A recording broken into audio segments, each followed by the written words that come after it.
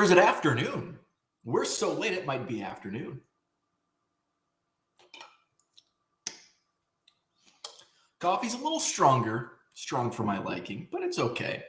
Good morning. I am late. Normally on the weekends I go 8:30-ish. I've been waking up super early the last 3 or 4 days. And I actually thought on my drive home from the Madison Card Show, from John Nolan Drive, I'm like, man, I've been waking up super early the last few days. I wonder if I'm going to wake up early tomorrow. I actually thought that. Even though I made a stop off Gammon Road and went to, what the hell's the wine? It's basically like a super Walmart, but it's nothing but liquor and beer. So I stopped there. They have like the best selection of beer. So I stopped there and picked up a 12-pack of Bell's Oberon, which is good. No, I didn't drink it all, but I had a few. And slept in a little bit this morning. So here we are. Good morning. Happy Sunday. Madison Card Show yesterday. It was a good show. Was it a great show? I don't think so. It wasn't a great show. It was a really good show, though. It was a really good show. Really good show. We had a little drama. Couple of cases of drama. We love drama. I don't. As a show promoter, I don't like drama. But viewers may be interested in hearing about drama, so we'll share. Sometimes sharing is caring, and that's what I love about the Madison. Even though there was some drama, good came out of it, and I'll tell you why. Why good came out of yesterday's drama. Of course, I had to deal with some late cancels. What did I talk about on Friday morning? Just give me a heads up. Even if you're waffling, you don't know, just tell me. Because I'm in bed by 10 o'clock, so if you send me a message at 10 o'clock on a Friday night, I'm not going to see it until 5 a.m. Saturday morning. And I can't cover tables at 10 p.m. on a Friday night either. So even if it's Friday afternoon, I don't like taking Friday afternoon cancels. Sometimes it's enough time. Thursday, we can get them covered Thursday. Friday's a little trickier, especially in the afternoon after I've already moved tables around to accommodate you, and then you cancel on me. And I understand things happen. I get it, especially when you're dealing with 75 different dealers. So everything worked out in that, though. We were able to move stuff around. I wasn't able to cover them last minute, but I was able to move things around, and at least they weren't empty, which, and that's the thing. It's like, yes, it's about the money, because this is a business. It's about the money. The money is important, but it's also almost more important that I don't have empty tables, because what happens a week ago, hey, do you have a table for me? No, sorry, sold out. And then that person comes to the show and sees empty tables and thinks I have like a vendetta against them and I don't want them setting up. No, I do want you to set up. Unless you're a dick, then I don't want you to set up. But 99% of the dealers are not dicks, at least here. May not be the case elsewhere in your neck of the woods. So we got them covered. So it's almost in it's like, even if you prepay, like I want you to still show, like I want both. I want your money and I want you to set up. I want your presence and your money. So even if you prepay and then you don't show up, yes, I have your money and I'm not losing money, but I might be losing the trust of potential vendors and customers. Like, oh, he didn't fill the show. It's not sold out. He said it was sold out. He's a liar. That's what I want to avoid. So we did avoid that. So I just wanted to give that little speech. And we also all talk. I'll talk about this in the drama portion of today's show. We all talk. This ain't the olden days when promoters hated each other and wanted to take each other down. We all love each other and promote each other. So we do talk to each other. What else is going on? That's it. Like, I don't have any other. Friday afternoon, I went to the Sheraton to set up everything, which it was set up. I was just missing one table, and I talked to my guy who kind of runs that portion, and he's like, well, how come it changes every month? And I said, it shouldn't change. Here's the thing. It shouldn't change every month. This is how the setup has been since like February of 2022. So we're talking a year and a half. So for 18 straight shows, it hasn't changed. I think 1 or 2 times I had to pull back, like, hey, don't do the hallway this month. That's it. The rooms themselves should be set up in the same. And when I'm at full capacity, the hallway should be the same way. So I'm like, here's the thing. I think I understand where the miscommunication is a part of, based on my map that I create and send to them. Sent to them originally, and I think it just didn't get to the proper people in some cases. And then I think it's just misconstrued in other cases where, and part of it's my fault for not communicating in full, I guess. But I think we got to the root of the issue, because I did make a point. The problems that were popping up was in some areas where there's 2 tables, and I have like, here, I'll show you. So basically in my map, like in front of the concession stands, for example. So Jim Lion images up front, always has some cool stuff. This is how I mark that space. I mean, you would think that means 2 tables, but maybe it just looks like one long table. So I can understand maybe somebody interprets that as 1 table. It's not. It's supposed to be 2. So in my email this week, just to confirm, I said, hey, by the way, last month I was missing, a table. There should be 2 tables in front of each concession stand. And then it was just, there was one table in the hallway where there should have been 2. We got it figured out. We talked about it. Here's why. This is probably why it's happening. But this, if I do a full show, this is the full layout plus that 1 table. Perfect. So that was my Friday. Friday night. What did I do Friday night? Did I watch the Cubs game? Yeah. I was telling, I think, Matt, who was digging through my bargain boxes yesterday. He was asking me about my new setup. I don't like the echo. I was talking to somebody else about that. They're like, man, you got to put some stuff in your room. I know. I think probably not today, maybe tomorrow. My wife's going to help me with my shelves and get some more stuff in here. I've got a rug that's going to be going in here. I don't know when, because it's going to be a rug from upstairs. So we have to move rugs around upstairs. So it may be a while. I thought maybe if I actually use my microphone, maybe that'll work. I don't know. We'll see. Maybe tomorrow I'll bring it. I keep thinking I should bring that microphone in. And, well, you know how I roll. So Friday night, I was in here. I listed a whole bunch of cards. Listed a bunch of cards. Another few hundred, I think, on Friday night. And I had the Cubs game on. I think that was a loss. 2-1 loss. But last night was a nice Jordan. How about Jordan Wicks? Gives up a home run, like, to the first or second batter. Tommy Hotovy comes out, mound visit, and then he strikes out like 9 of the next 10 or 11 batters. 9 strikeouts. Jordan frickin' Wicks. So I was listing some stuff. So there's probably 1,000 of these that were in the table that I bought at the National that I'm still going through. In-person autographs, mostly minor league stuff. But there's some names in here. And I've sold a bunch of these already. I've probably sold a dozen. I think I listed 80 or 90 on Friday night.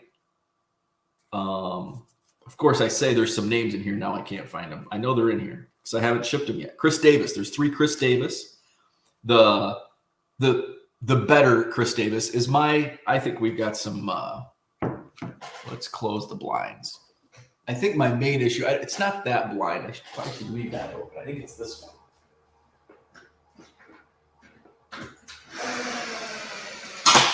How's that? Hopefully that helps. We're still getting, you know what? The light on the glass is not from the window. I'm going to open this. Well, I'm just going to leave it. It's from the light.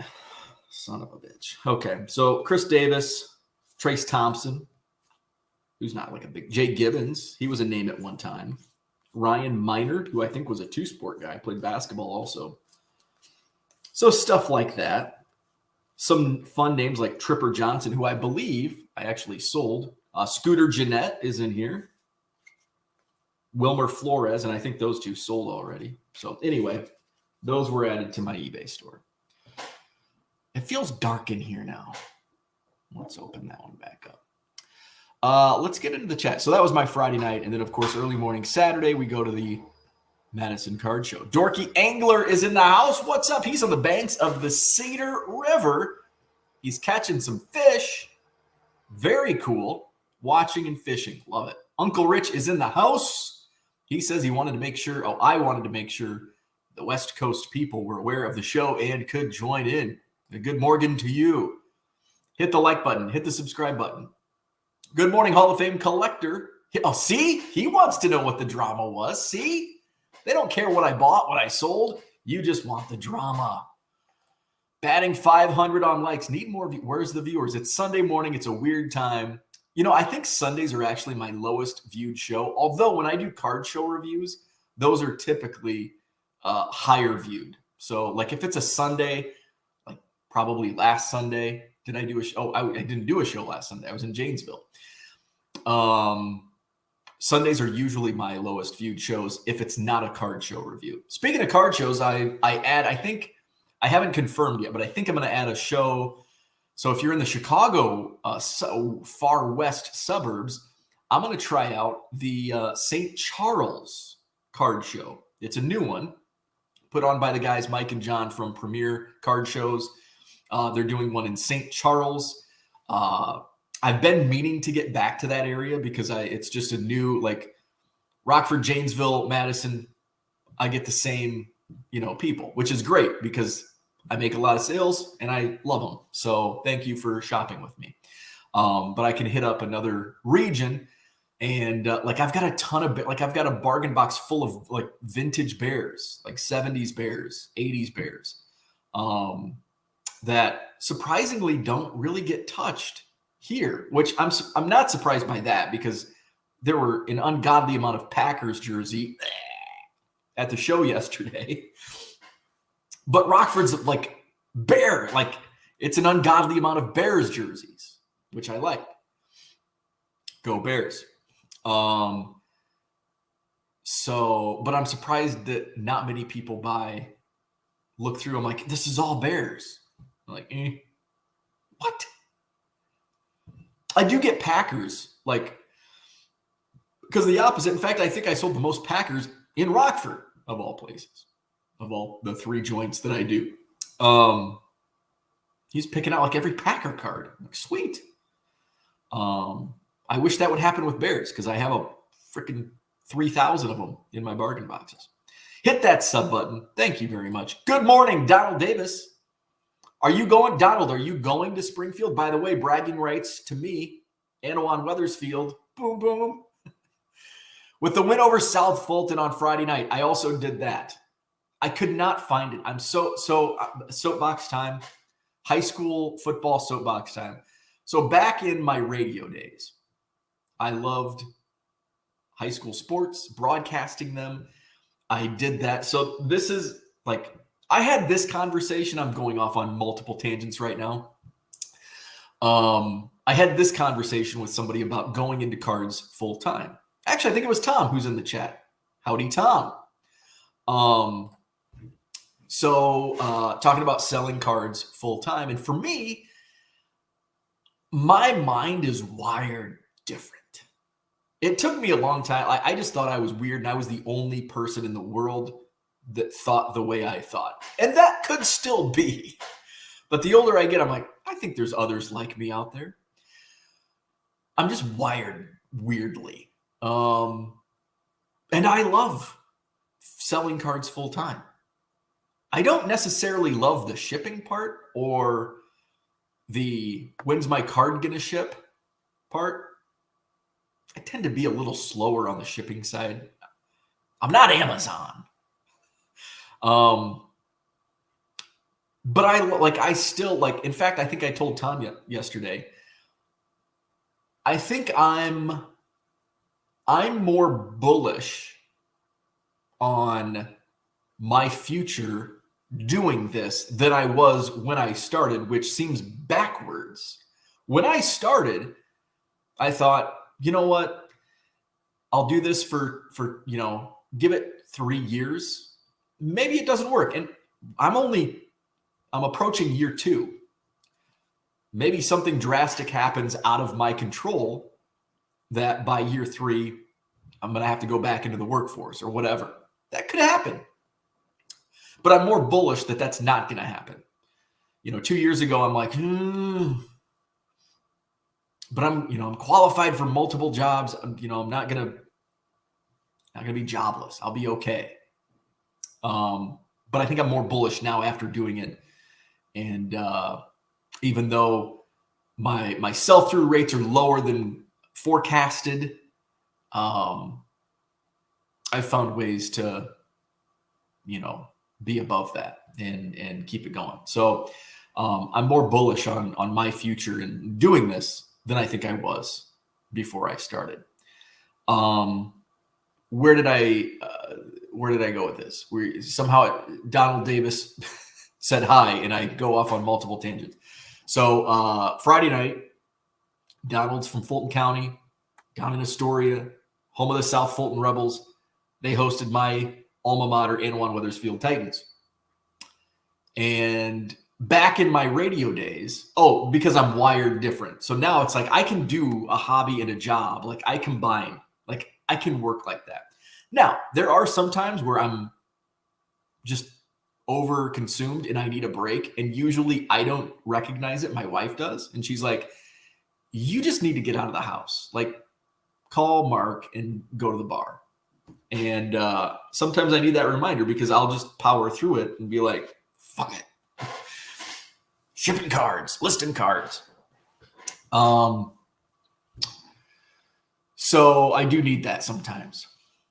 But my hobby and because what do I do when I'm not shipping and listing and shipping? I'm listing. I'm on the couch watching Netflix with a stack of cards. Like I probably do need to find another hobby just as an escape. But I'm just not wired that way. So back in 2008, 9, 10, 11, when I was in my swan song years in radio before I worked at the university, I was doing as a sports director at multiple radio stations and doing play-by-play, high school, and some like Division III college, Fighting Scots of Monmouth College and Knox College. And I loved it so much, especially basketball. Loved basketball play-by-play. And I couldn't get enough. And we didn't have, we didn't have the sales to put me on the road 5 nights a week. So what did I do? We teamed up with a website called Network One Sports. This is not really the early days. This is 2000. Well, we teamed up with them in probably 04, 05, which was earlier days of streaming.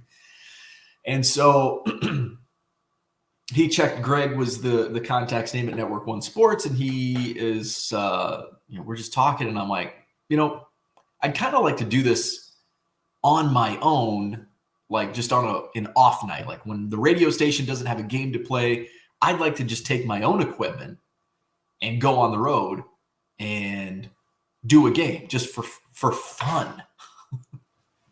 See, that's the sickness that I have. And he goes, oh, that could absolutely be done. At the time, I'm pretty sure I was the first like non-radio station that they had on their network that streamed games. And so I started, I think my very first stream, I think it was Stark County versus was it Anawan versus Stark? I think it was Anawan versus, it was Anawan versus Stark County in Wyoming, Illinois. I think it was a Wednesday night high school girls basketball game. And I remember this because after the game, I get into my SUV. It was a 4-door Ford Explorer. And all of a sudden, my back door on the driver's side opens. And it's this little old lady. I go, hi. And she goes, oh my God, I'm sorry. Ended up being somebody that I went to school with because played my alma mater. It was his grandma. So I sent him a message. I'm like, hey, your grandma just sat in my backseat of my car. So that was my first game that I did on my own. And then I built it out there. And then I created a website, Illinois High School Sports Network, ihssn.net, and did that for a couple of years. Absolutely loved it. So the reason and the idea of the Illinois High School Sports Network formed from wanting to listen to games when I was starting in radio. And I'm like, why is there not like one place where you can access all the games and not like ownership of those games, but a network, one place, and you build these relationships with radio stations and later on people that streamed. Then there became what was it? It was before NFHS network took over. It was not Max Preps, but I actually worked with them. Oh my God, I can't remember what it was. But then they come to my website, Illinois High School Sports Network, ihssn.net, and it's Friday night, and here is where you can listen. No watching at that time, listen to all the high school football games in the state of Illinois that were being streamed. And it was just a link to this radio station in Joliet, this radio station in Macomb, this radio station in Aledo, this radio station in Springfield, on and on. Click the link. There you go. Here's the direct link to the broadcast. And I think it was the first round of the playoffs. I had like 25,000 unique visitors in a day to my website. I'm like, holy hell, this is amazing. It was never duplicated again. And then not long after, I went to work at the university, did completely other things. And now here I am 10 years later, 15 years later, trying to find a link to my damn high school football game that I want to listen to or watch. And I saw some people on Facebook say, oh, the Anawan game is going to be on the radio, 102.5. So I'm looking, 102.5 has the Kewanee Boilermaker game on. I'm like, I don't care about this game. I want the Anawan Weathersfield Titans game. Apparently it's not streamed. It's the damn year 2023. How can a radio station not stream? I have video and I'm just me. How can a freaking radio station not do this is beyond me in the year 2023. Anyway, so I go to NFHS network, which is subscription based. And I'm like, you know what? This is probably going to happen. I'm just going to go watch it. It was terrible. Good video quality, but like there's no announcing, which is okay. But they didn't even like pan to the scoreboard. And whoever was doing the video, I'm sorry, it was probably like a freshman in high school that doesn't want to be there. But it's like, just put somebody that can just move a camera and keep it steady. Like they would zoom in and zoom out. Like it was not a constant, like I was getting motion sickness watching it. It'd zoom in, zoom out, pan left, pan right.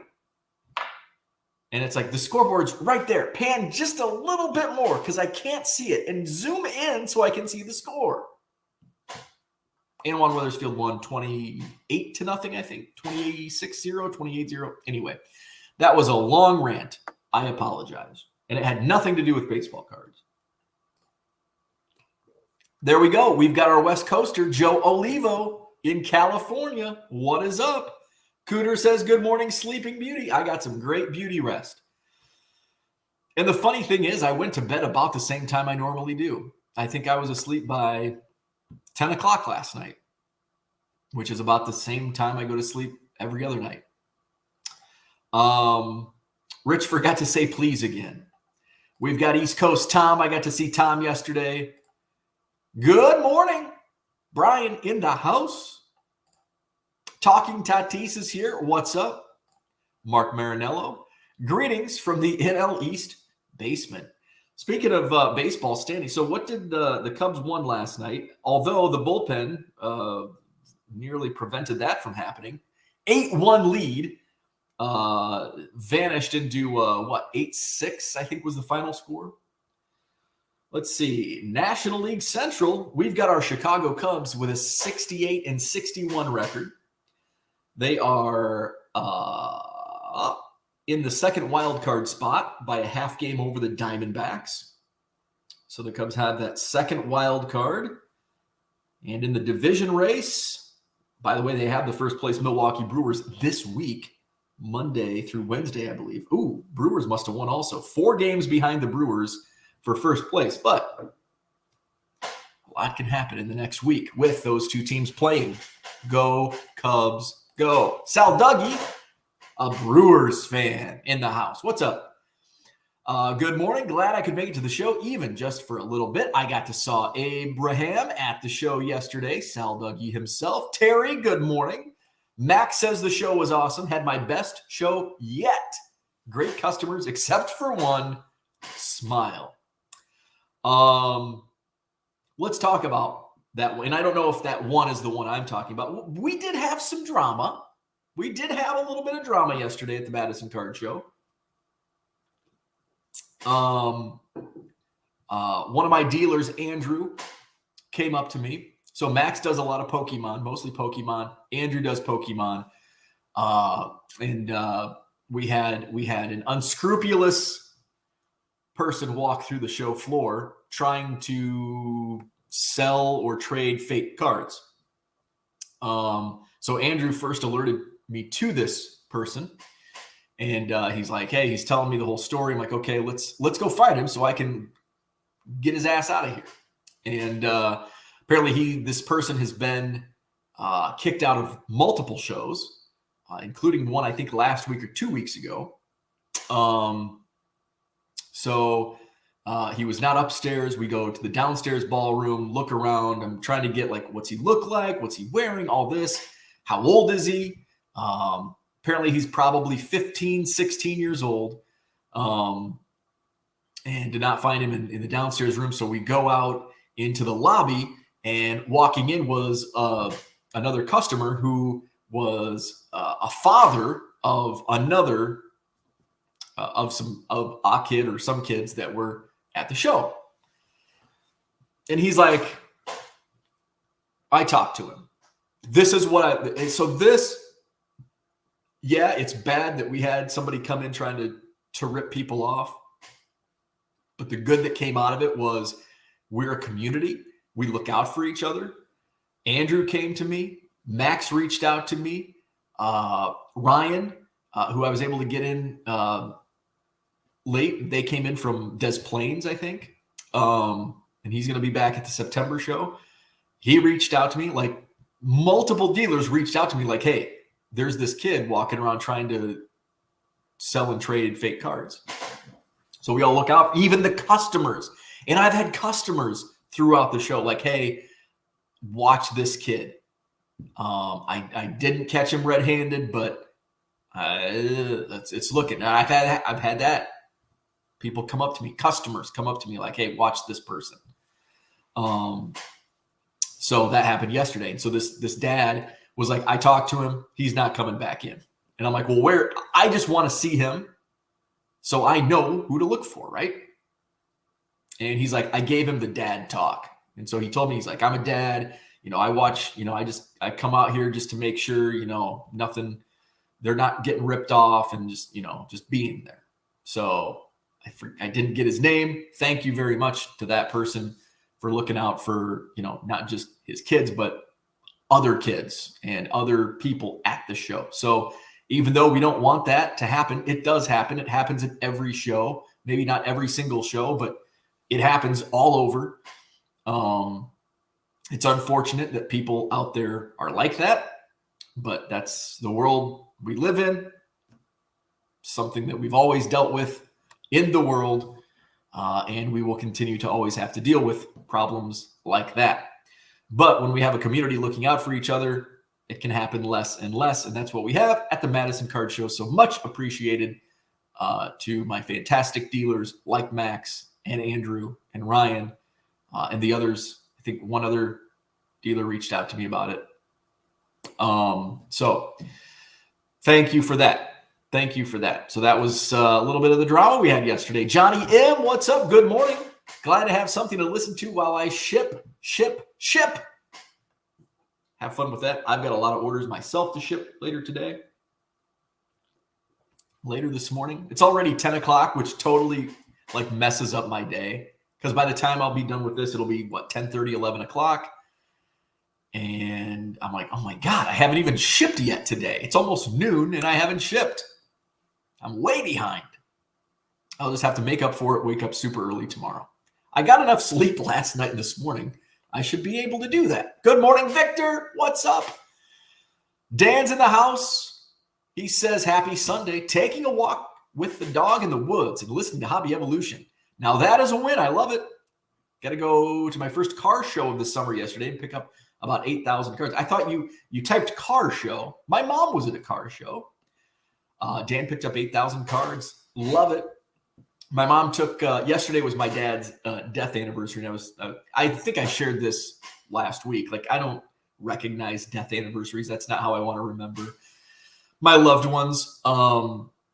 But my mom's kind of she remembers all that stuff. And Atkinson, Illinois, which is 5 miles from Anawan, right along Route 6 or Route 6, however you prefer.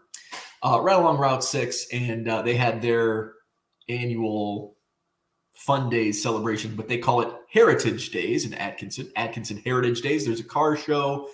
I remember going to those car shows with my dad, driving the parade. He had a beautiful 55 Chevy cherry red pickup. Remember riding in that in the parade in Atkinson. So my mom had his, the last truck he had was a 69 Chevy. And so she takes that to car shows and cruises and stuff. And so she took that and got a trophy, got a top 20 trophy at the car show I was at a car show. My mom was at a car show. Happy Sunday, grinding for good. Hall of Fame card collector says he's currently scanning and listing Tiger Woods rookies from 2001.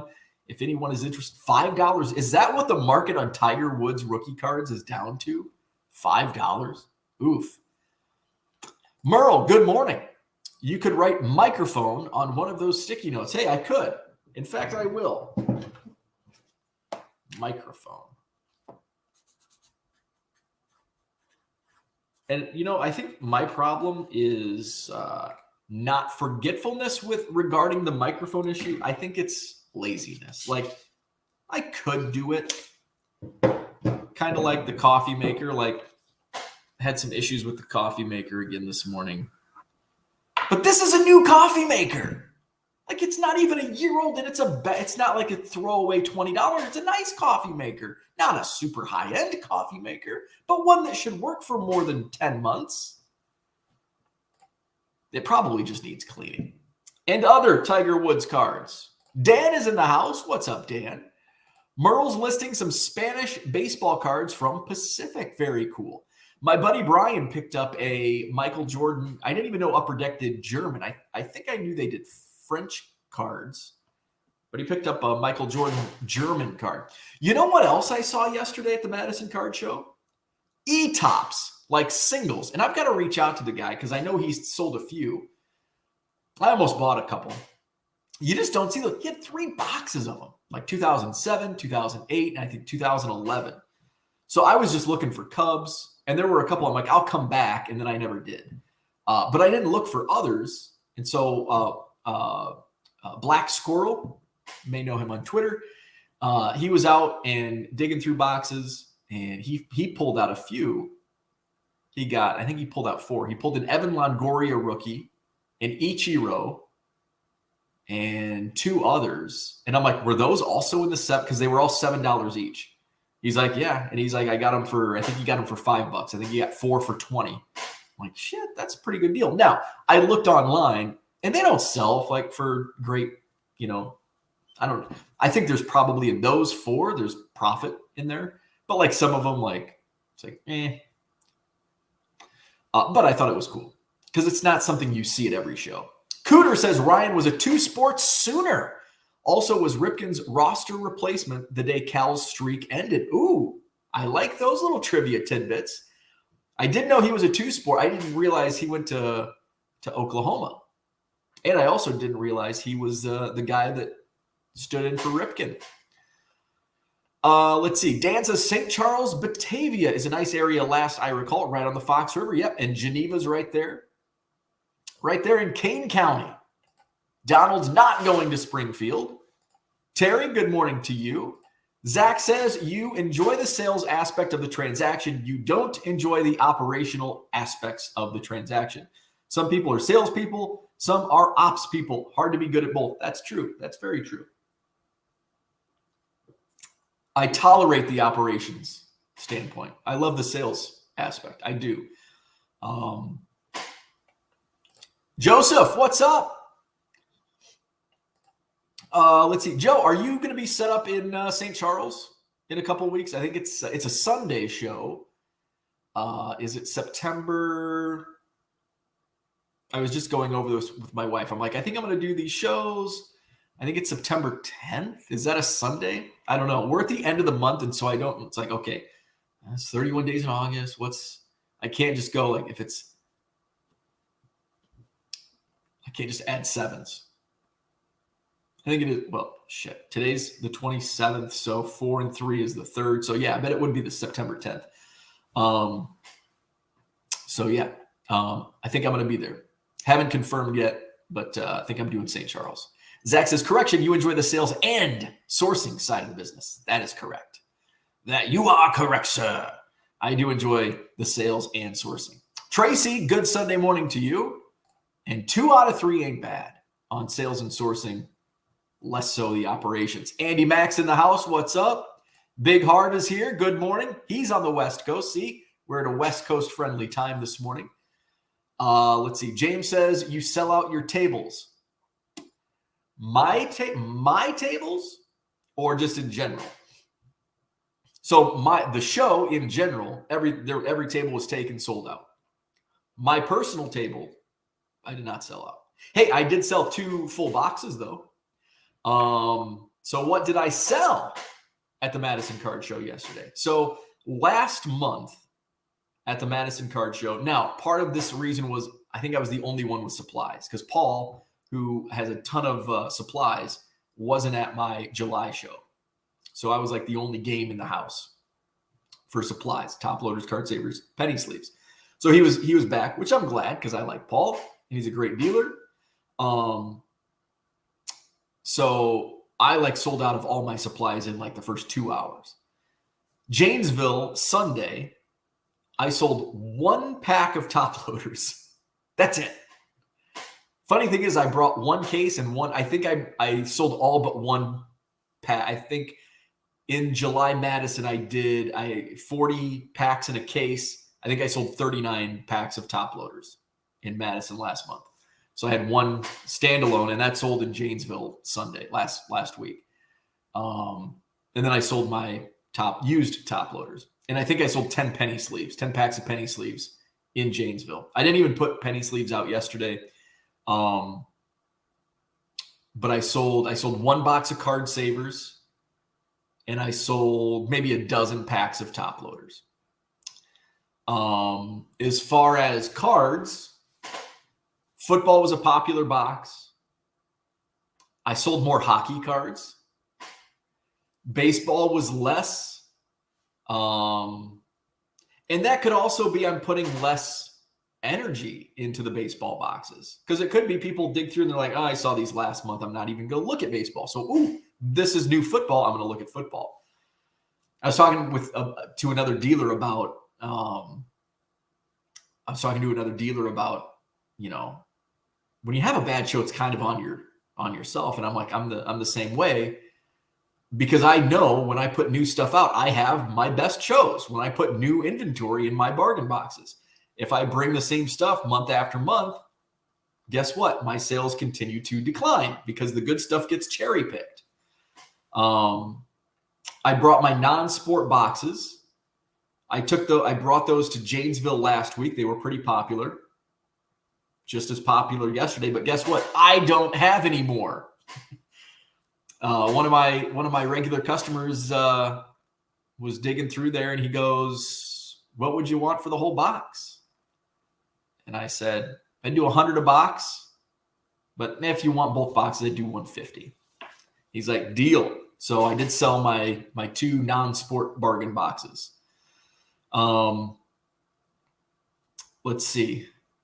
Football was popular. I only had 2 tables set up yesterday, so I didn't have as much inventory out. I was pretty steady. A lot of smaller transactions, though. I had a couple people fill the box, for $40 or whatever. But a lot of smaller transactions. I think it was a pretty small transactional day. Let's see, Madison, August. I only did 19 transactions yesterday. Just to note, the July Madison show, I did 40 transactions. I made a ton of sales. A lot of those were supplies. Yeah, card savers, top loader, card savers, top loaders, top loader, top loader, top loader. So that's what I sold yesterday. Big Harp wants to know if anyone's going to the Burbank show next week. Hall of Fame card collector says, I don't like the long listing process, but it's getting better thanks to Card Dealer Pro and the Epson flatbed scanner. It's made me faster to make it more enjoyable. I enjoy shipping and talking to customers. Very nice. The listing process is that was probably my least. Before I got Card Dealer Pro and the scanner, I think my least favorite part of the process was listing. And now it's one of my favorites. It's kind of replaced shipping, because shipping to me was, I just sold the card. It was like part of the sales process. Even though it's operational, it was part of the sale. Like, it reminded me that I'm shipping this because I sold it. Now, I kind of look at it different. Now it's just a tedious operational aspect, whereas listing has that like, ooh, I'm going to list all these autographs, which will lead to sales. Now, they're all part of the sales process, but it's just how my mind thinks about each part of that process. Hall of Fame card collector does not like my current job. Dorky Angler's talking to the Hall of Fame card collector. I hate my job, and I think that's what makes me post more and more before and after work, some nights till I'm falling asleep at my computer. It's an escape. It's an escape. Boom Slang's in the house. What's up? Hit that like button. I love it. Thank you, sir. Hall of Fame card collector talking to Dorky Angler says, same here, and I really like when I make sales while at work. It makes me so happy and motivates me to put more work into my business. Absolutely. Back in the day, like, the one thing that I recognize now, as opposed to during the boom in 2021, my phone would just be going off all day long. And now it doesn't. Because people are back in the office. They're not buying cards. There are definitely, I'm making more sales than I was during the boom. But during the boom, say I think I peaked at 77 sales per day on 3,000 listings, an average of 3,000 listings. And now I'm averaging 110, 115 sales per day on 45,000 listings. So that sell-through rate has plummeted, which I knew that sell-through rate would not be sustainable because of the boom. Like, this boom is not sustainable. But also, as you scale up, I'm not cherry picking the best cards to list. I try, and I'm not just listing 91 Fleer commons.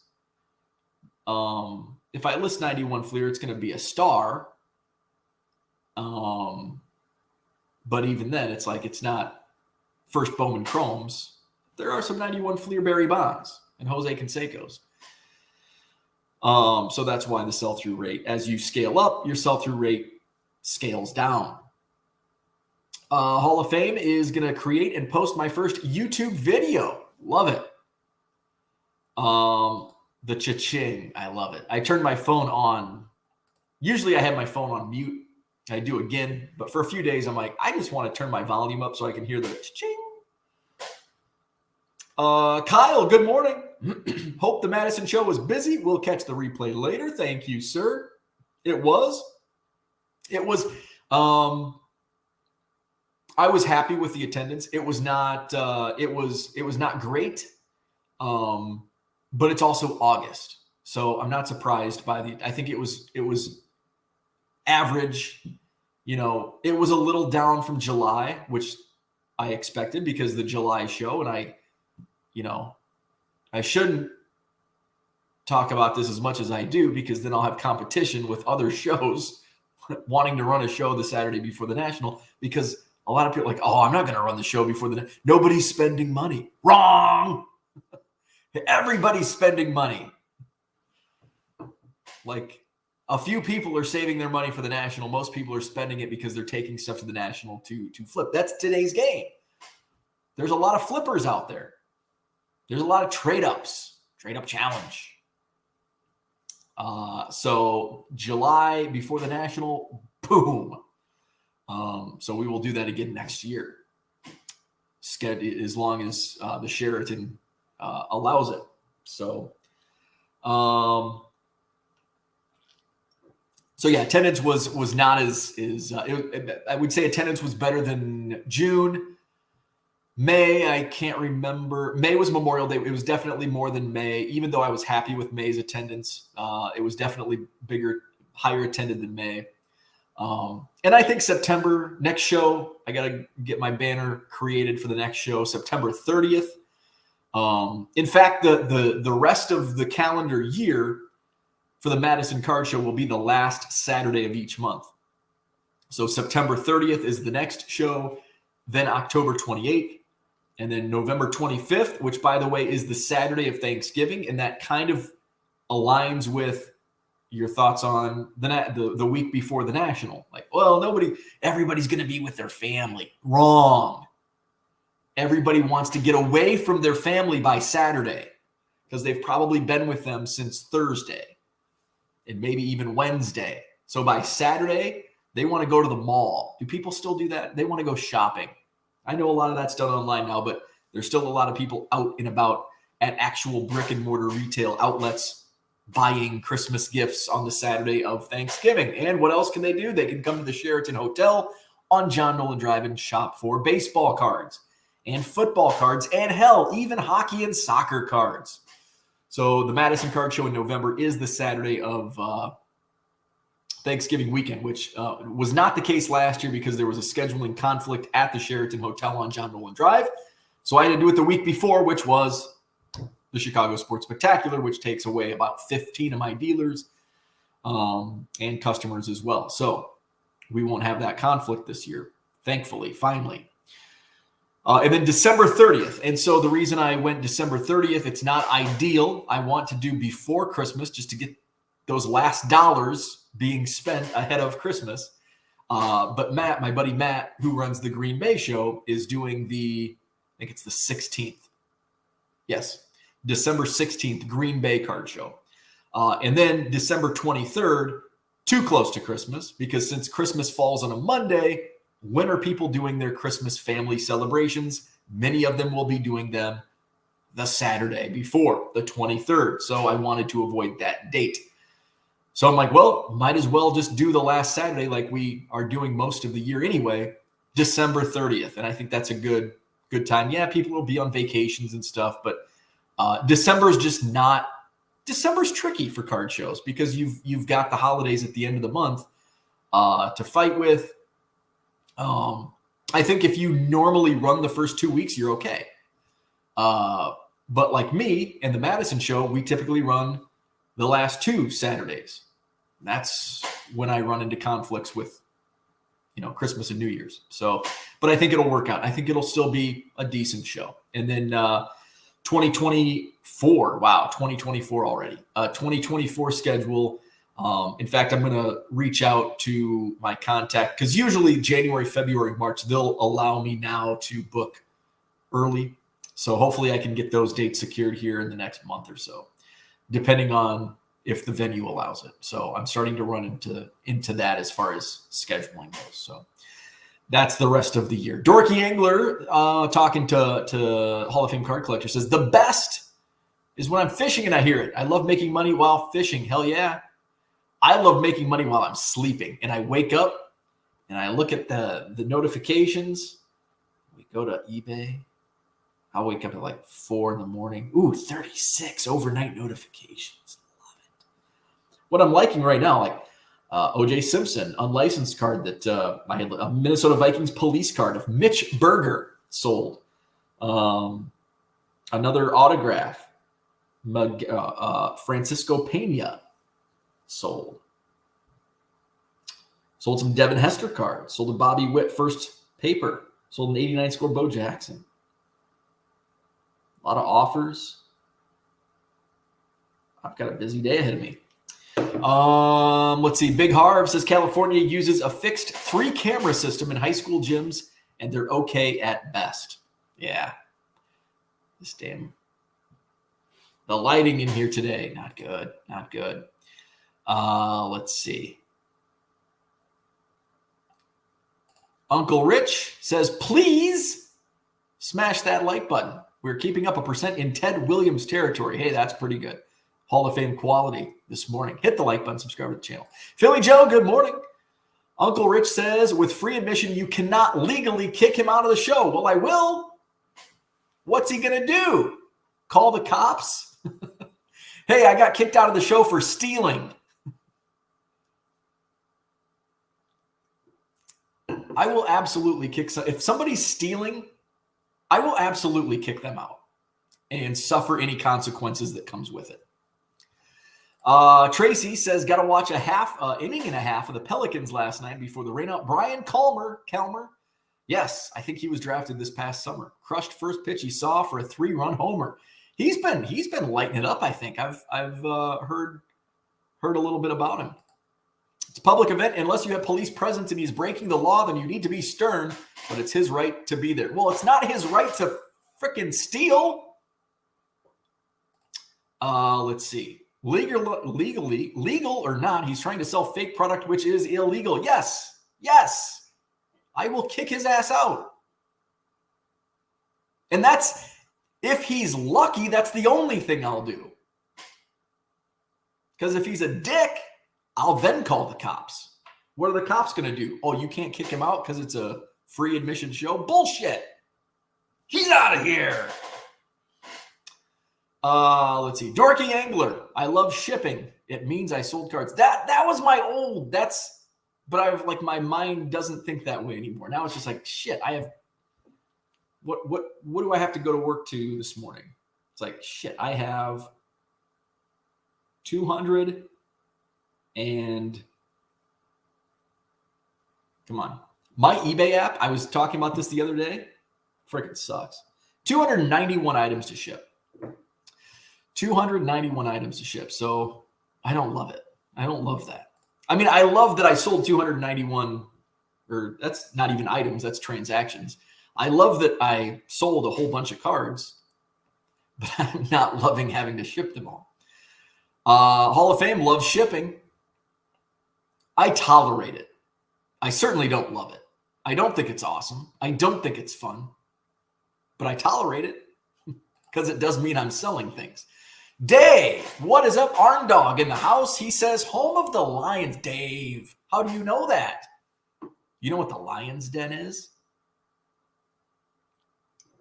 I bet if anybody's traveled Interstate 80 or any interstate system in the United States, they know what a Lion's Den is.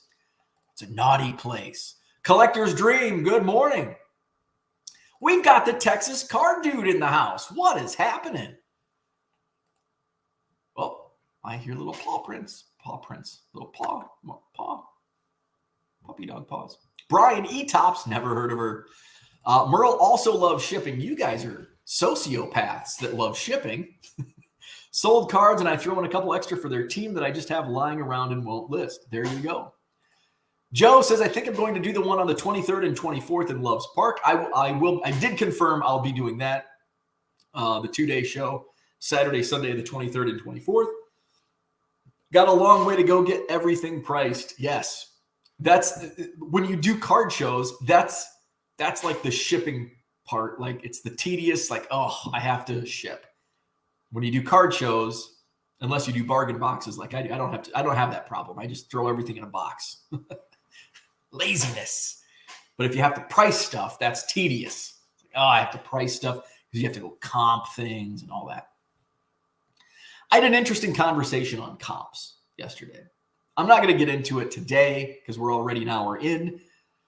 And I think I've done shows on comps, and it's basically, it'd probably be just repeating what I said in a previous show on comps. Because somebody was complaining about eBay comps. And my thought process is like eBay comp, that's been the standard for like eBay comps are not like, here I said, I'm not going to talk about, here I am. I'm going to try to be short. eBay comps is like the standard, and it has been for 25 years. Well, maybe not 25, 20 years. 20 years. Yeah, 2003, that makes sense. It's just we hear more about it now. But it's always been, there has to be comps. You can't just pull numbers out of your butt and say, oh, this card sold for $1. And that's the comp. Or that's the price. Shipping equals fulfillment. Dorky Angler says, anyone else miss Turbo Lister? I dabbled with Turbo Lister. Dorky Angler does not have Card Dealer Pro yet, so I do. You got to get Card Dealer Pro. If you miss Turbo Lister, Card Dealer Pro is like 10 times better than Turbo Lister. Because Turbo Lister did not have any AI. Card Dealer Pro is like Turbo Lister, but easier to use, and it has AI. Now, is the AI 100% accurate? Certainly not. Depending on what you list, depends on the accuracy you get. But Card Dealer Pro is like 10 times, because I used Turbo Lister back my very first eBay store in like 2004, 2005. I was using Turbo Lister, and it was clunky. Yes, it was a lot easier than back then. We didn't have phones to list from. We had to list on our desktops, our freaking gateway computers. But yeah, Card Dealer Pro is way, and I know Turbo Lister was free, but Card Dealer Pro, it's well worth the money.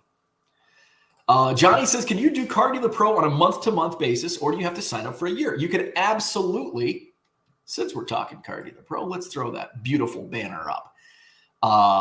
Go to Card Dealer Pro, carddealerpro.com. Here we go. We're going to present Card Dealer Pro. Here you go. Here's the website. Let's make it full screen.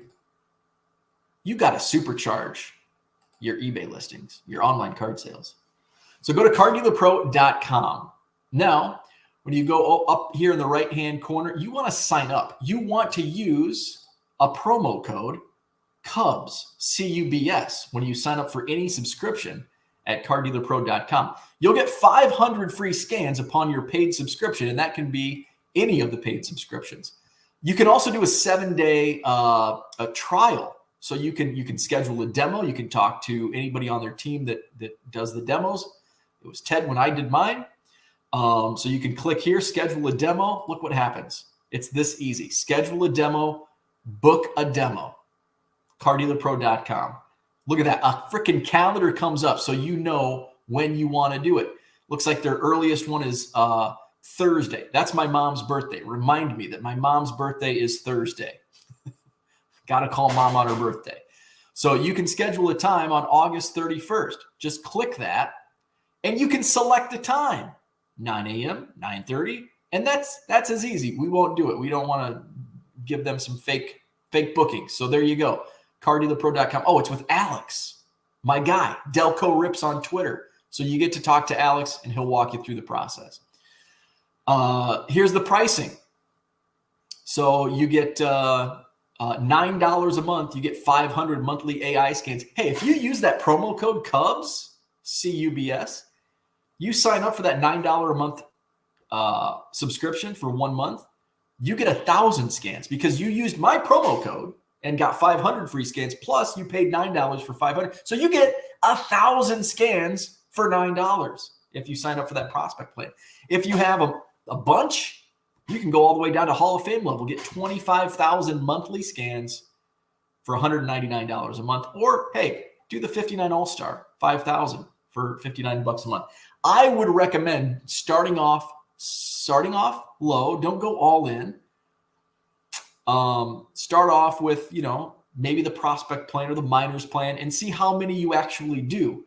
And then you can also buy scans a la carte. So yes, it is billed on a monthly basis, not an annual basis. So these are monthly plans. So there you go. There you go. So thank you, Johnny. Where are we at? Texas Card Dude says, I have started putting a couple more auctions at a penny to see what happens. Good luck with that.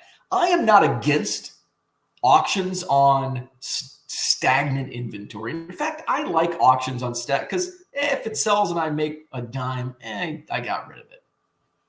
But I don't want to put say it's I just sold a yellow chrome refractor Jaron Duran. I think I had it in my store for $40 or best offer. It's been sitting there for a while. Somebody came in, offered me $21. I'm like, hey, that's a good deal.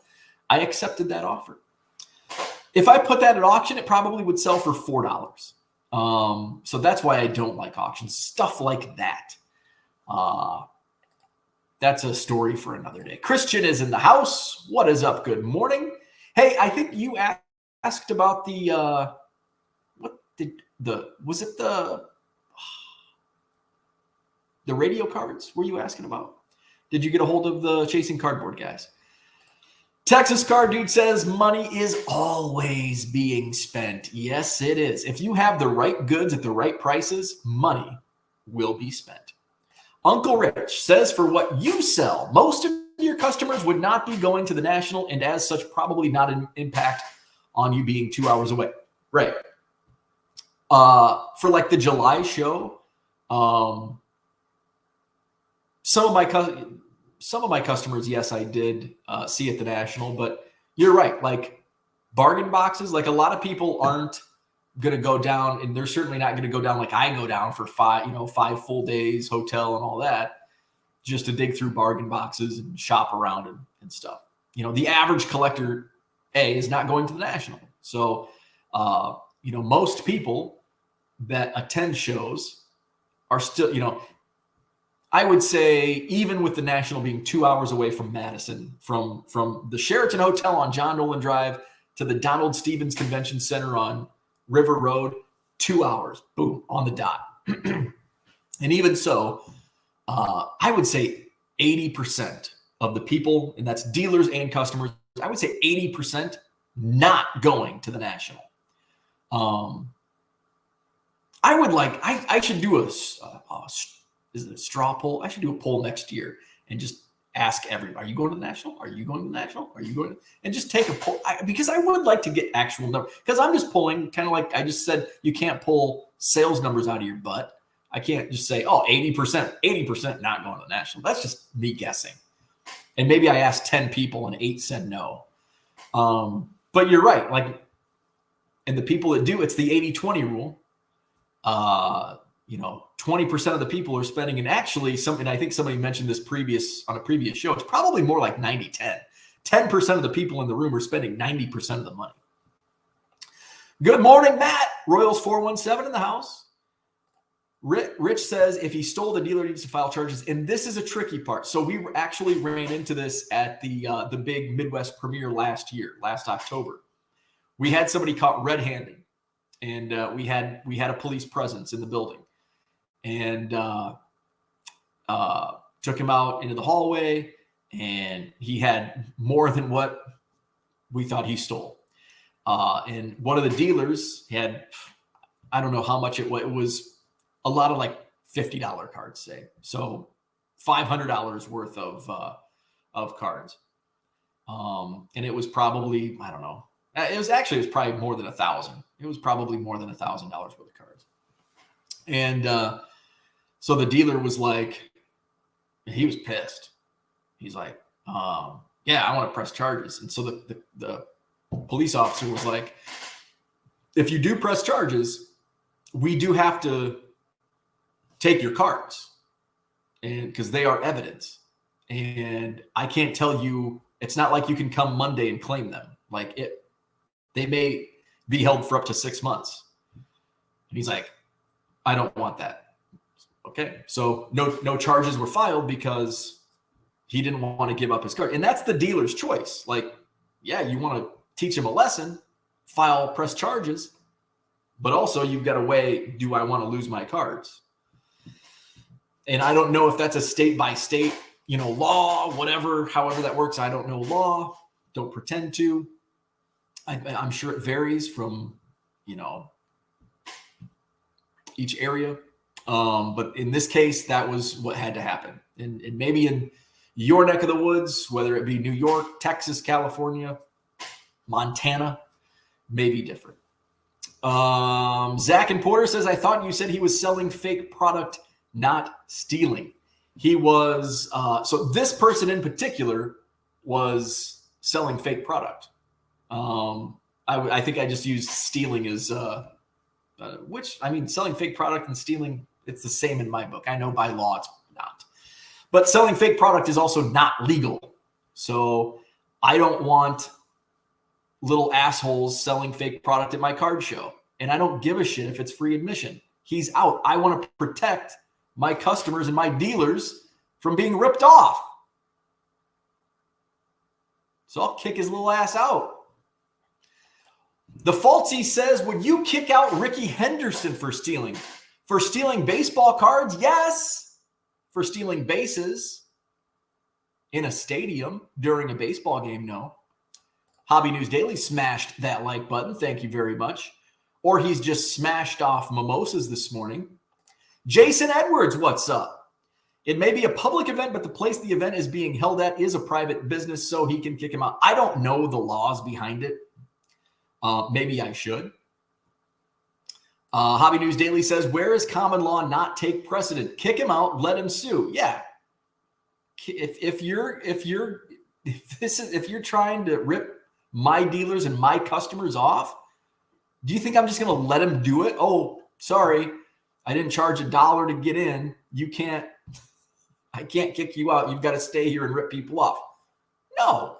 Faulty says he drove by the Lions Den in Newton, Iowa yesterday. There you go. Newton, Iowa, Atkinson, Illinois. I think there's one down near Champaign. Cards are the easiest collectible to ship. Everything else is much more challenging, for sure. It's nice to sell, like, I don't know, memorabilia or something, depending on what you have into it. But it's a pain in the ass to ship. I really hate shipping like sealed wax. Like, I am nervous when I ship sealed wax for many reasons. And probably the least of the reasons is damage. The biggest is a buyer saying it was opened and like you're out. When I sold my case of 2018 Topps Update, well before I should have, but hey, you never know. I bought it for $450. Blowout card, Black Friday sale. Like 3 months later, I sold it for $1,700. I'm like, yes, but I was worried. but it was a great transaction. Now it's worth like what, 5,000, 6,000. Sometimes you win. I still won. I just didn't win as big. NBA Top Shot, easiest cards to ship. I'm still holding on to mine because hoping they bounce back. I think I still have some NBA Top Shot cards in my account. I did make money on NBA Top Shot, like $60. I cashed out. I sold some of my Top Shot. Thank you, Merle. Remind me on Thursday morning. And maybe Wednesday too, just so it's drilled in. Define average collector. I'm curious what people think an average collector's monthly budget is. I don't even want to assume what monthly budgets are, but I think the average collector is you, Zach and Porter. I think that's the average collector. I think the average collector is going to a card show once a month, once every 6 months. I was probably not the average collector before.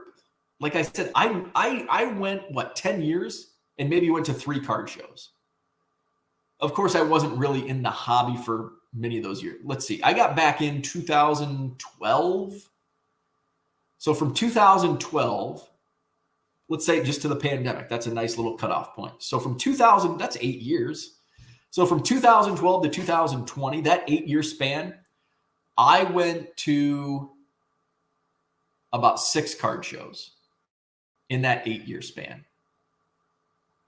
Card shops, maybe 3 times. And I was heavily into collecting. Like I would consider myself, I don't know, above average or below average is not it's not a proper term to use when you're talking average. Am I saying average? And I don't even I said average collector, and I don't like that term because what's average? It's like normal. What's normal? There is no normal. I guess there is an average. So I think if I had a definition, just to make it easy, Zach and Porter are the average collector. They're doing it for fun. They're not flipping cards. The average collector is not reselling. The average collector is not reselling. They're just buying cards here and there. And I think Zach and Porter probably probably fall into little, not just average, but they're more, they're creating content. They're going to card shows on a regular basis. They're going to the card shop on a regular basis. I think they're spending more time in the hobby with cards, collecting, than the average collector. So I think the average collector is just dabbling. The average collector. Christian says, I did follow up on the ham radio cards. Could not come to an agreement on price. Picked up a couple of Charlie Batch cards yesterday. Nice. Thank you very much. Clifford's in the house. I dove in headfirst with a Fujitsu 8170 and Card Dealer Pro to move singles I have laying around. Haven't looked back. Thanks for the recommendations. Love it. Thank you, Clifford. Dr. Manus T-Boggin. Now that's a name. Cheers. I'll drink to that. eBay adds item specifics despite marking card not autographed. It may add authenticated by Don Russ or signed by Bryce Harper, etc. Have you encountered this problem? I don't think so, but I don't know if this is this an eBay thing? Is this like a Card Dealer Pro thing? I guess I don't understand the question. eBay adds item specifics despite marking card not autographed. I think that's just on, I don't think that's eBay. I think that's somebody listing. Let's see. Merle says, gotta go. We play 2 against the Crystal Cubs today. I'll watch the rest of the show where you tell us how to scale up our business. Yes, we're still waiting for that video, how to scale your business. Rich says that is evidence, and I would wager in 99% of cases the police had to keep the cards until evidence is no longer needed. Probably most likely in because that's what people. Oh, you gotta press charges. Well, it's not as easy as like you stole. I'm pressing charges. You're going to jail. There's consequences even as the victim in a crime like that. You lose your cards. if that's your business and you're trying to be fluid, liquid with your inventory, and you may have them sitting out of your inventory for 6 months, that may, depending on circumstances, be a problem. Herman's in the house. What's up, Herman? 6 days until the Georgia Bulldogs kick off. One of my good customers, Mike, huge Georgia Bulldog. In fact, every card show I see him, he's wearing a Georgia t-shirt and a Georgia Bulldogs hat.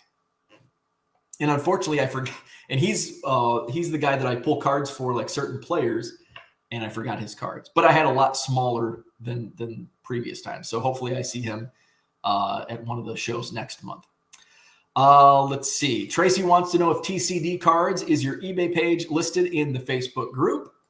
Zach and Porter says, have you authenticated all the autos you posted on eBay? No, because I don't want to.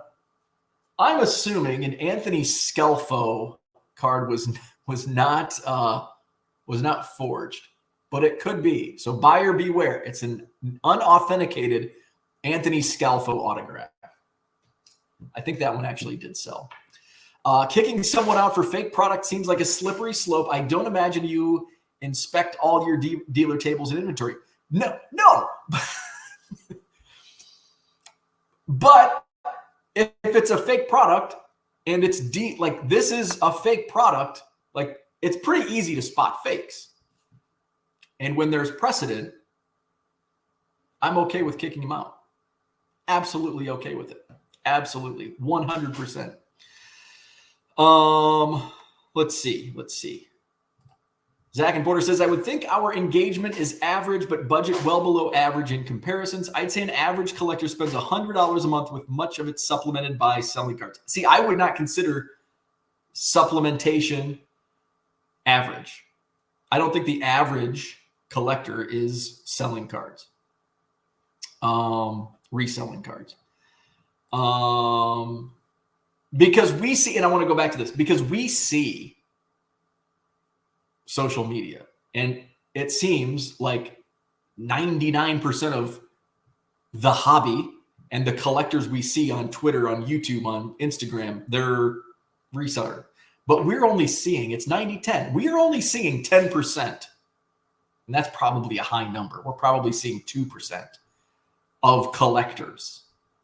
Because to me, the average collector is not tweeting about baseball cards, is not on Instagram, is not, at least for hobby purposes. The average collector is not creating content. That's my thoughts. Rich says, for the purposes of Bo's attendees in Madison, going to the National, the average is just that, the average person walking in the door. Yep, that's what I think. That's kind of what I would define it as. Mr. Smith says, I don't go to card shops often because I get far better deals at shows. That's true. Sometimes you get good deals at card shops, but I would agree that you get much better deals at shows as opposed to shops. Normal is a setting on a washing machine. That's it. No, that's not correct. There's also another Normal. It borders Bloomington down in Illinois. So Normal is a setting in a washing machine and a city in Illinois. Rich says, not amount spent, but the volume of 300 people attend in July and 50 go to the National the next week. The average collector, of which 83% did not go to the National, is not going to the National. Hall of Fame card collector says, I'm going to do the top 15 vintage cards in my collection. You guys are definitely going to want to watch the video. So check out Hall of Fame card collector. I haven't even shown what I bought yesterday. Tracy says, I'm lucky if I spend $50 per month. This month, I've only spent $8.99, trying to save a little. So hopefully I can attend my first National next year. To go over $50, I need to sell something first. I would define, so that, I think that's the average collector. Lucky to spend 40 or 50 bucks a month, and doesn't flip resell cards. That's how I would define the average. Jason says, if I buy an 8170 off, let's say eBay new, can I get a service warranty from Rico separately? I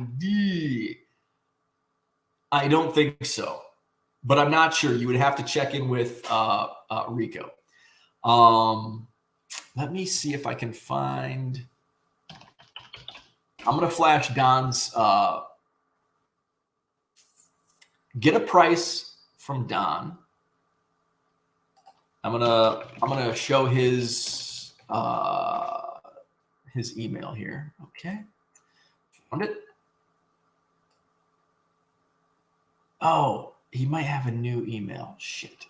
Maybe try this email. I'm just gonna pop it in the chat because I don't know if it's the if they're not Fujitsu anymore.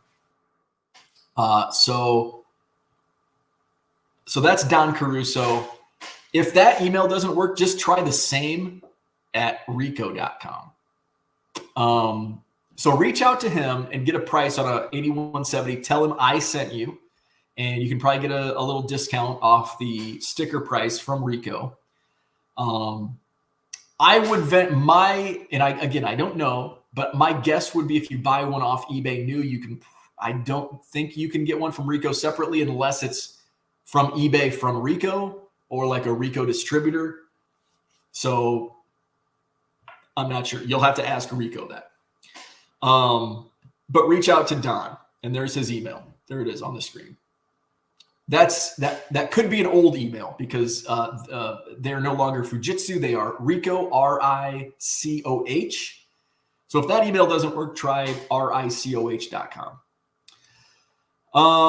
Where are we at? Zach says, good point on supplementation. Huddle card collection. What's up? Good morning. I consider myself an average collector. I do sell cards to buy cards for my collection. Let's see. James wants to know, did I buy any of those 52 Mickey Mantles? No. I counted up. I was showing my wife. I'm like, look at this showcase. Like, this card's $100,000. This card's $100,000. This card's $50,000. I'm like, there's $500,000 in cards in this showcase.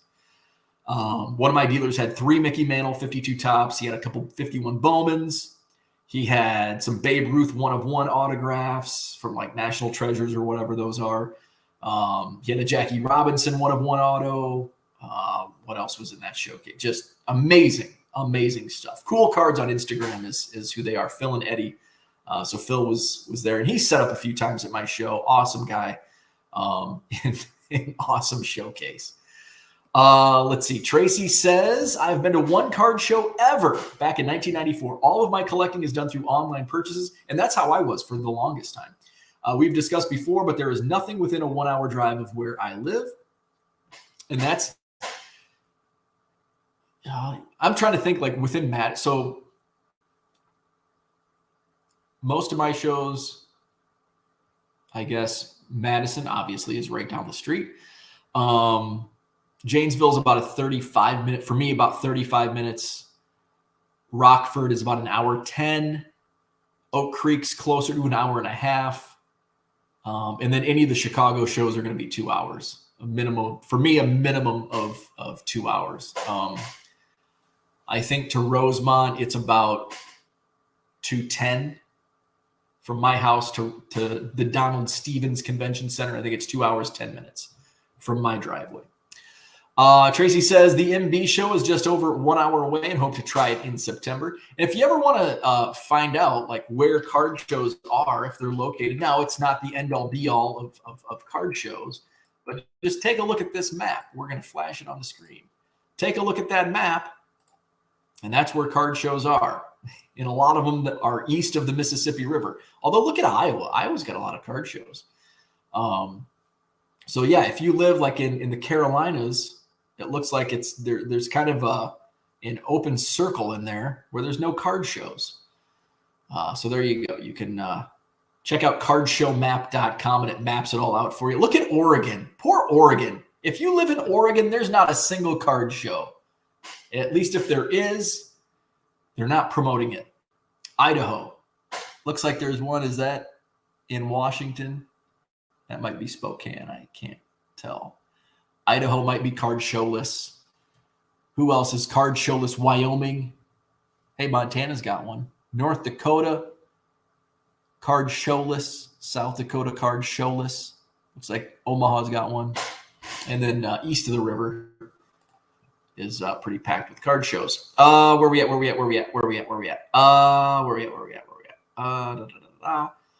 Texas Card Dude says most of the time the emails still work depending on how long the domain change was made. Good point. Good point. Because this is fairly recent, so that email might forward to his new email. So good point. Thank you, Mr. Brad. Let's see. Zach says, Bo and I have researched the history of Iowa card shows, and we have found more than we wanted to know. What size is the sports card thing? What's the sports card thing? What site is the sports card thing? For what? The card shows? Cardshowmap.com. Is that what you're talking about? Here, I can. Cardshowmap.com is the link. Let's show you what I got yesterday. So this was, one of my dealers, I don't want to show that. That's a gift for somebody. I don't think they're watching though. So one of my dealers, we did a little trade-off for his table. All Cubs, about 1,500 or so. So those have to be added to the count at some point. And then so I was talking about Paul, who sells supplies.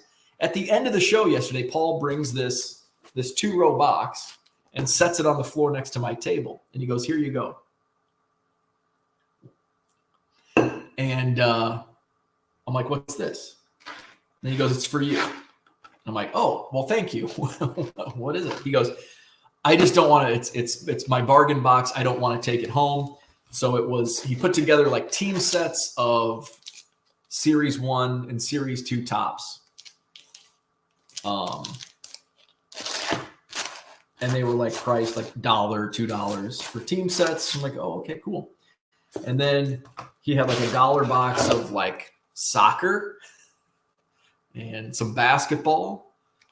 And then he had a bunch of, so these will be in my bargain box. These will be in my quarter box at the next card show I do. Beautiful new top loaders. So I'll put those in a used top loader box. And Paul's like, you can have them, sell them, make money off them. I don't want anything for them. I just don't want to take them home. Thank you, Paul. Appreciate it. So just some basically they're essentially dollar cards, but they're going in my quarter box because I love you, my customers. And then these, I think I'm actually going to put these on eBay. I might put like one of each on eBay, and then the doubles will go in my quarter box. They're the Bowman U Best. Nick Smith from Arkansas, Jordan Walsh from Arkansas, Derek Lively from Duke, Jet Howard from Michigan. Who else is there? Amari Bailey from UCLA, Zach Edey from Purdue, Aaliyah Boston from South Carolina, Grady Dick from Kansas, Drew Timme from Gonzaga, Kyle Filipowski from Duke, Caleb Love, North Carolina, and some like inserts. So I'll put those in my eBay store, and basketball, soccer go in my quarter box. The only thing I bought yesterday, where did my other stuff go? My buddy Sean gifted me a bunch of stuff. The only thing I bought, one of my dealers, shout out to Mark. Mark lives in Iowa. And Mark reached out to me on Facebook a few weeks ago. And he said, hey, are you interested? Because he knows I'm into like pre-war Cubs. And he goes, hey, would you be interested in some Colgan chips? There was a dealer on Facebook Marketplace, I think in his area, or actually I think because they had them shipped. And he only wanted like $15 a pop. And I'm like, yeah, I'll take one of each of the Cubs cards. And he just charged me what I think he bought them all. Just charged me what he paid. So Sully Hoffman, this is what the backs look like. So I'm going to submit these. I don't like odd shaped, so that's why I want to get these slabbed. So I'm going to send these to SGC. That's Heine Zimmerman. Sheckard, is it Jimmy? Jimmy Sheckard. Frank Schulte. Harry Steinfeld. Feaster, I can't remember his first name. Might be Johnny. I'm just going to call him Johnny. If I don't know their first name, Johnny Feaster, and Ed Rulbach. So 8 Colgan chips, new to the collection. Thank you, Mark. So that was the only thing I bought yesterday. I didn't go through any bargain boxes because I wasn't looking to buy yesterday because I'm still going through like national, like all these autographs, all these unauthenticated minor league autographs. Somebody spent a lot of time if they forged them, forging Jake Jeffries and Robert Marcial and Robbie Estrada. So I'm still going through those. Where are we at? Texas Card Dude has 4 5,000 count monster boxes to give you sometime soon. There you go. Donald says to Tracy, same problem in West Central Illinois. The card shows are over an hour away. Yeah, and I can confirm that because I lived in that area for 12 years. So I would go. Actually, I would go. I think the show that Donald mentioned in the Facebook group in Springfield, I would set up there pretty regularly. My buddy Dave, who was in the chat earlier, him and I would go down there and set up in Springfield. Route 66 Hotel, I think, is where we went to. Come on, remind me later. So I would do the Springfield Card Show. I did one Peoria show, but Peoria had like one show a year. And of course, Springfield was like an hour and 20 minutes from Macomb. Peoria was an hour and 15 minutes from Macomb. The Quad Cities, hour and 15 minutes away. Quincy, hour away. But yeah, the only shows were like Springfield. Quad Cities I never did. Quad Cities doesn't have many card shows. Which is bizarre, especially now. Like, and I thought more would pop up. Maybe, I don't know. But there is a big one in Peoria coming up, I think, next month. I will not be there. I think I have conflict going on. I think I have a wedding, actually, that weekend. So won't be there. So Madison Card Show, another success. A little drama, but we had that taken care of. It was good stuff. Got some fun cards and sold some things. So my next show, I'll be set up most likely on September 10th, a Sunday in St. Charles, Illinois, in Kane County, I think it's on the fairgrounds. So it'll be a big venue.